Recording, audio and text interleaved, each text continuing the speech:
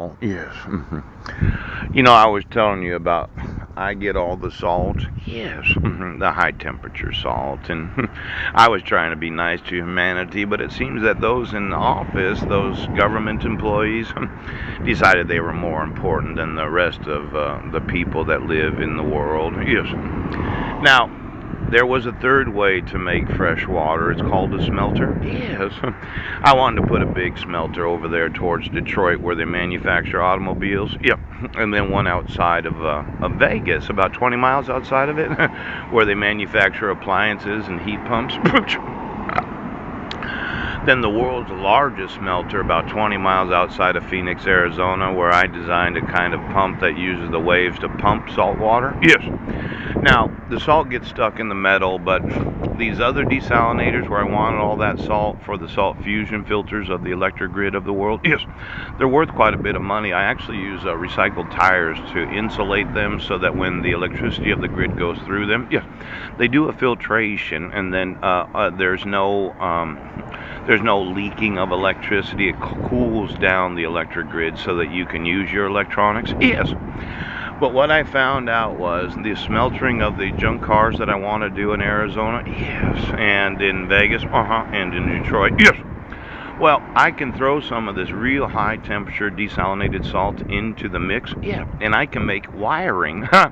Now, I know you would say copper wiring's the way that we have to go, but I thought I would replace all the wiring in all new construction, using a kind of wiring that uses recycled junk cars and salt. Yes.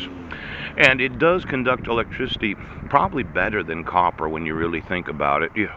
Now, let's say I replace all the wiring in every house everywhere in the world. And you're going to obstruct me from recycling all the junk cars, yes, all the scrap metal, getting all that desalinated salt that I'm going to put in the metal when I make wires that are used to wire houses so that it's very, very economical, less expensive than copper wire. Pooch! It's insulated because I know how to make insulation. Yes.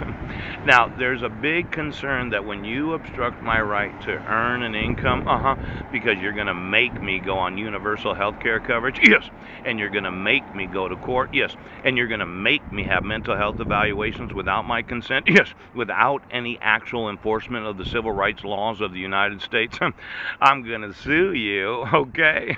Now, this whole prayer, yes, You want me on probation? Yeah. You want me in psychiatry? Well, see, we have a lot of junk cars, and to melt them up at 2,500 degrees and then using salt water, yes, but then adding desalinated salt to the mix when they're cooling down, yes, it conducts electricity very, very well. And then I kind of make wire out of it instead of sheets of metal that they make airplanes out of. Yeah, I sell it it's just as pliable as copper. Pooh. See, this is a very light type of tensile structure. Yes, it is. Now, when you think about electricity, okay, I'd like to see every house have my new kind of wiring in it where I make, hundreds of billions of dollars throughout the world. And then I could sell that fresh water that's made by pumping salt water to the smelters. Yes. Now, did you need. Oh. Well, you got to be thinking, what are you going to do with all this salt water? Because we have a lot of oceans. Now, those women that thought that they might volunteer, yes, did you do a breast exam and did you find any lumps in your breast? Because I wanted breast volunteers that liked the idea of actually doing a breast exam as if they were sitting behind a woman that was sitting on my penis. Yes. The thought was if you sexualize, right, stimulate the sexual nerve endings of the vagina, the G spot, and the 90% of the nerve endings in the vaginal opening. Yes. Why, another woman does a breast exam. Yes. Would that help identify any lumps in the breasts of those that are actually having orgasms? Now, this is a different approach to the breast exam, okay? But let's say you're a large breasted woman and you're good at doing self breast exams because you do it all the time, making sure that you stimulate the mammary glands and you engorge the breast with them. You're very tough on yourself, are you? I want to make sure.